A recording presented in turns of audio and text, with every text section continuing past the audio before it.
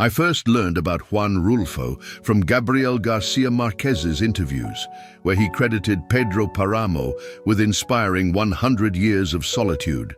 That's the kind of endorsement that made me pick Rulfo's book right away. Rulfo, born in 1917 in rural Jalisco, Mexico, faced hard times early on, including the Cristero War that hit his family. He wrote sparingly, but left a big mark. By day, he sold tires, handled immigration paperwork, and photographed Mexico's stark landscapes. His output stayed small, and he passed in 1986 from lung problems linked to smoking. At the end of this post, there's more about the author, but right now, let's talk about Pedro Paramo. Unpacking the plot of Pedro Paramo, published in 1955. Pedro Paramo centers on Juan Preciado traveling to Comala after his mother's deathbed wish, find your father, Pedro Paramo, and make him pay up. But Comala is a ghost town, deserted roads, ruined homes, silence broken only by whispers. Juan encounters people who are actually spirits, sharing fragments of the past. The narrative weaves in Pedro's backstory, a cunning landowner who built an empire through shady deals, murders, and control. His greed drains the life from Comala, leaving it cursed. The book is brief, around 120 pages, but packed with overlapping tales that turn the dry, oppressive heat into a symbol of trapped souls. Blending Kafka's traps with Garcia Marquez's mysteries, Pedro Paramo mixes Kafka's sense of inescapable absurdity with Garcia Marquez's rural enigmas, but in a stripped-back way. Kafka's influence shows in the disorientation. Juan steps into a place where reality unravels, much like characters in The Castle, facing endless barriers. No one explains the rules. The dead mingle with the living, and Juan's simple quest spirals into confusion. It's that feeling of being caught in an illogical web, but here it's personal regrets rather than faceless systems. The town itself acts like a labyrinth, pulling Juan deeper without escape routes. Garcia Marquez adds the supernatural layer, though Rulfo pioneered it. Ghosts appear without fanfare, chatting about old grievances like they're still alive. It's akin to Macondo's casual miracles, but harsher. No colorful rains, just dusty echoes of pain. Pedro's dominance mirrors Kafka's distant powers, enforcing whims that crush lives, while his family's downfall carries Garcia Marquez's curse-like inevitability. Miguel's early death, for example, starts the rot, spreading like a family hex. This fusion creates a tense atmosphere. Kafka's isolation in a sun-baked setting, Garcia Marquez's folklore without the warmth. Pedro manipulates revolutionaries by bribing them away, echoing Kafka's futile negotiations. But the aftermath feels like Garcia Marquez's generational echoes, where sins linger. Rulfo sets it apart by rooting everything in his Jalisco experiences: post-revolution land struggles, Catholic guilt, rural decay. Kafka feels urban and cold, Garcia Marquez lush and ironic, but Rulfo's is arid and direct, making the blend feel authentic to Mexican history. The result is a book that traps you intellectually while hitting emotionally, questioning power and memory in ways that stick long after. How the story unfolds through fragments and voices. Rulfo skips linear timelines, jumping between eras and perspectives without signals.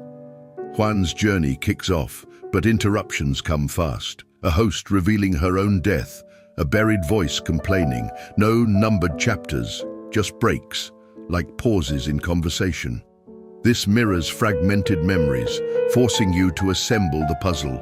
Pedro emerges not through one narrative, but scattered complaints, workers he cheated, women he used, rivals he eliminated.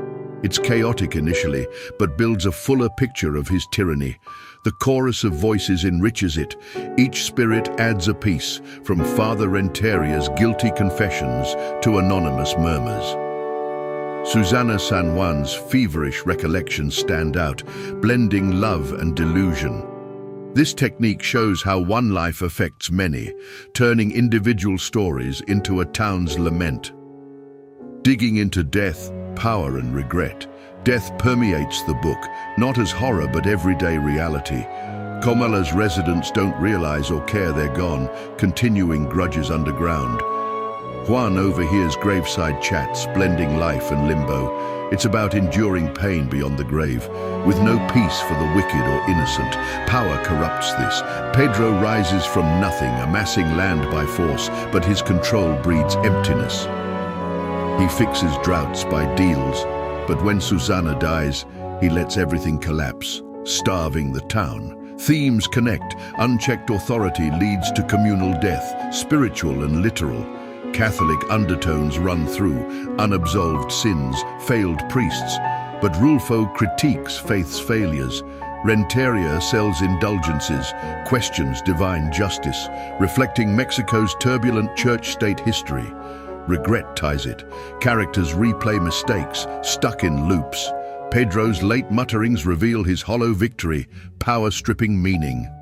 The book probes rural Mexico's scars, revolution's unkept promises, cacique's reigns, using ghosts to symbolize unresolved pasts.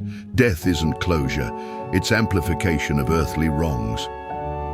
Standout moments that stuck with me. Several scenes linger for their subtle impact. Juan's entry into Comala builds dread quietly. He asks directions from a mule driver who's Pedro's son, Abundio, already spectral. The heat oppresses, hints drop slowly. Comala is a hot place. It sets unease without rush, drawing you in like the town pulls Juan. It is really amazing how Rulfo mirrors real disorientation and makes the shift to supernatural seamless. Susana's bedside rants captivate, obsessed with her dead husband. She ignores Pedro, dreaming of oceans in a landlocked hell. Her lines are poetic. I see the sea, blue and endless. Amid stark prose, this offers beauty, but it's tragic. Pedro's love imprisons her, driving madness. I appreciate how it humanizes him slightly, showing vulnerability, yet underscores destruction. Her death scene, with bells tolling endlessly, marks the town's turning point, blending grief and chaos. Pedro bribing Cristero rebels shows his savvy. Pedro hosts them, pays off, avoids fight. But alone later, he crumbles. Everything is falling apart. The contrast from ruler to ruin hits hard, exposing power's fragility. Favorite for revealing character depths without sympathy. Finally, Juan suffocating in a grave, voices dimming, abrupt, no tidy end. It echoes the book's refusal to resolve, leaving you with silence. These moments shine in Juan Rulfo's minimalism. Sparse words evoke vast emotions. Additional layers in setting and characters. The Jalisco backdrop amplifies isolation. Barren hills, relentless sun, mirroring inner barrenness. Sounds matter. Wind howls, murmurs rise, silence weighs. Women bear heavy loads.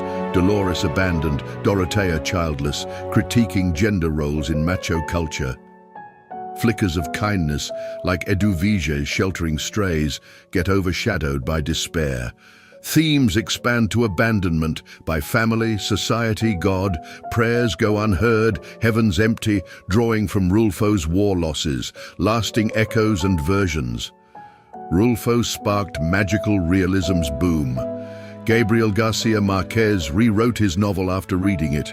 Writers like Fuentes and Vargas Llosa adopted its fragmented style for Latin American stories. In Mexico, it reframed rural narratives, highlighting forgotten voices. The 1967 film adaptation uses black and white to capture desolation, while plays emphasize choral elements. Rulfo's photos, empty villages, weathered faces, parallel the book's visuals, influencing how we see his work. Reflecting on Rulfo's path. Rulfo stayed out of the limelight, content with little output. Losing parents young, he dove into books in a relative's library, honing brevity. His photos captured Mexico's soul, harsh yet poignant, like his writing.